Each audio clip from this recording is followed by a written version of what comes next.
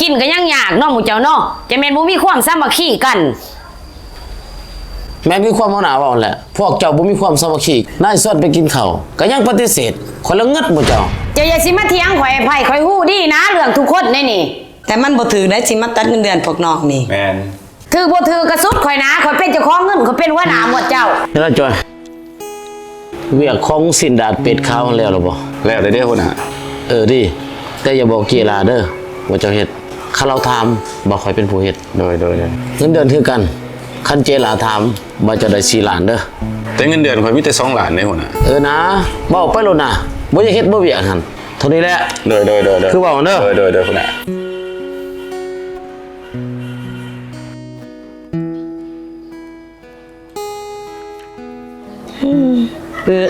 จะเบิ่งนี่ซอยคนแน่เบิ่งนี่จังเป็นแนวใดนี่ใส่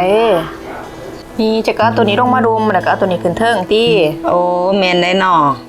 ได้แล้วขอบใจหรือปื้อเด้อบ่เป็นหยังบ่แม่นว่าหย่องเด้อในบริษัทเฮานี่นางปื้อได้เฮ็ดเวียกเก่งกว่าหมู่โอ้ยบ่ปานนั้นดอกก็แม่นนั่นแหละปื้อ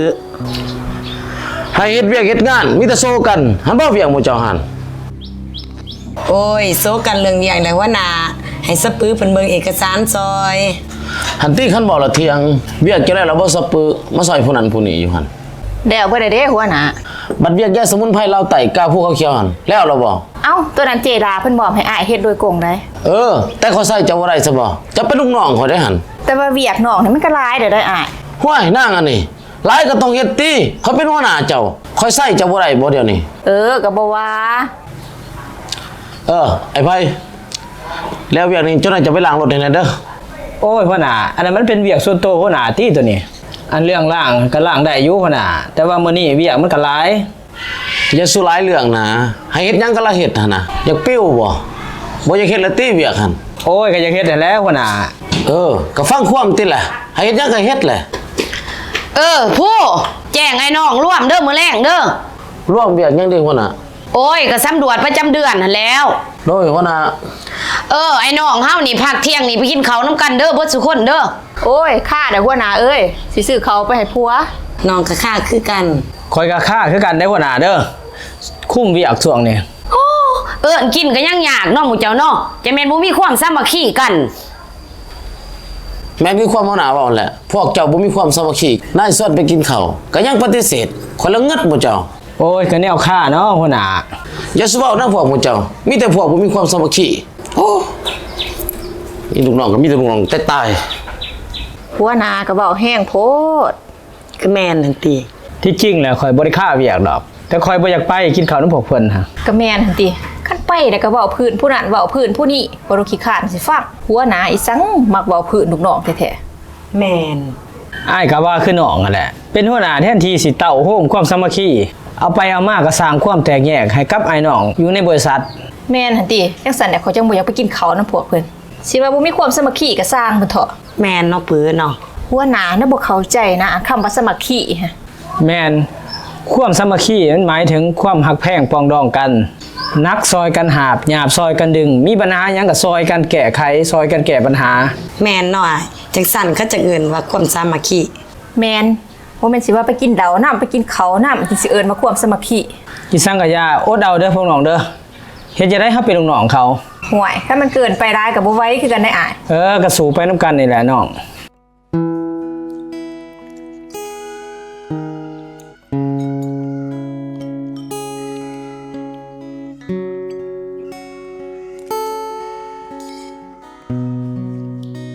บ่แม่นตังว่าเด้อไอ้น้องเฮานี่จังแม่นบ่มีความสามัคคีกันนี่นะส่วนมากินข้าวนำนี่ก็ยังบ่มาจักเทื่อผมบ่อยากเว้านะหัวหน้าคือเจ้าเฮ็ดนั่นแหละเวียกงานคือกันเฮ็ดพอไปๆบางๆนั่นล่ะบ่มีไผต่างตีนต่างมือได้จักคนหัวหน้าเอ้ยแม่นบ่ผู้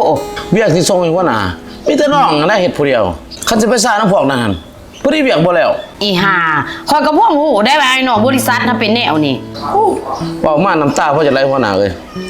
มีลูกน้องก็ซ้ำบ่มีตายแล้วไอ้น้องเฮาคือมาเป็นแนวนี้เนาะหัวหน้าเอ้ย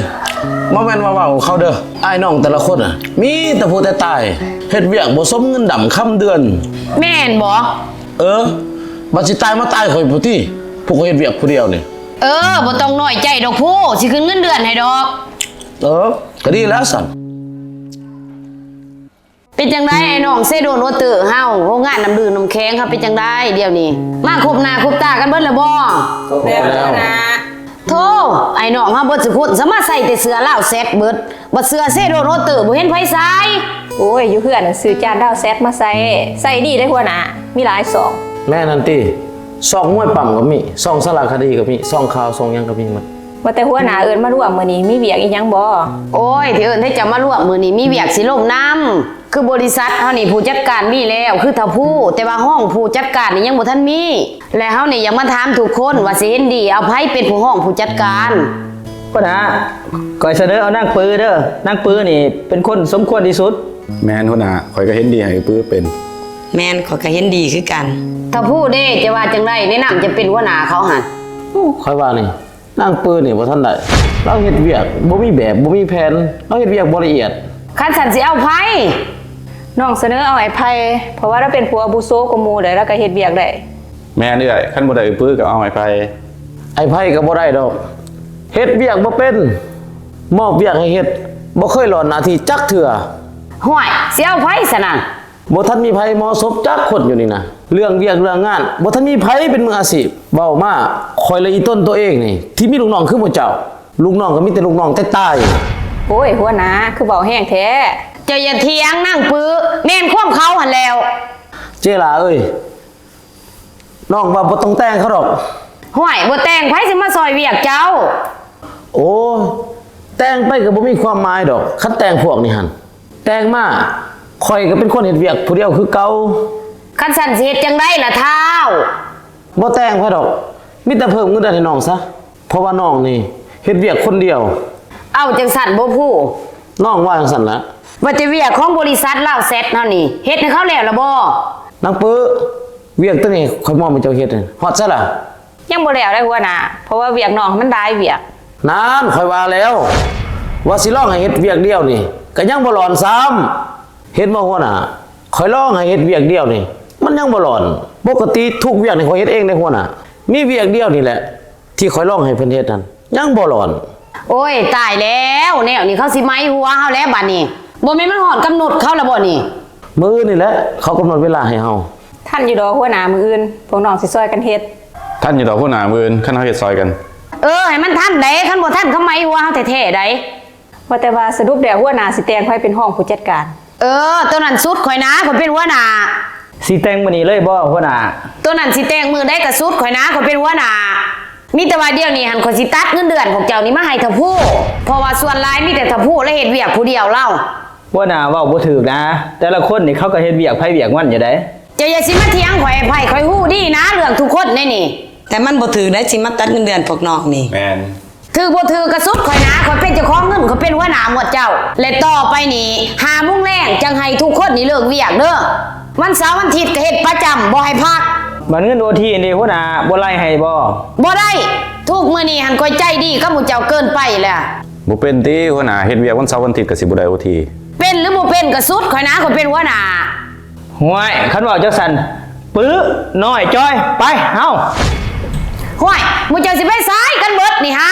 ห่วยหนีกันติสิอยู่เฮ็ดอีหยัง ไผสิเฮ็ดเวียกให้ข่อย สุดหัวหน้า สิมันสุดข่อยจังได้มื้ออื่นก็ฮอดกำหนดเวลาแล้ว สุดหัวหน้า ห้วยสมว่าจังซันไผสิเฮ็ดเวียก ก็ถ้าผู้คนเก่งจันเด้ โอ้ยสมว่าจังซันยังแต่เจ้าผู้เดียวได้นี่ผู้ให้มันทันเด้อเท้าเด้อมื้ออื่นนั่นเด้อ โอ้ยอย่าว่าซั่นว่าสิหัวหน้าข่อยก็เฮ็ดบ่ได้คือกัน อ้าวก็เลยว่ามีแต่เจ้าเฮ็ดเวียกในบริษัทตัวนี้ เจ้าก็เชื่อข่อยซะบ่หัวหน้า ห้วยบ่ให้ข่อยเชื่อเจ้าสิให้ข่อยเชื่อไผสรุปแล้วที่ผ่านมานี่เจ้าตัวข่อยแม่นบอกว่าเจ้าเฮ็ดเวียกผู้เดียว โอ้ยข่อยขอโทษหัวหน้า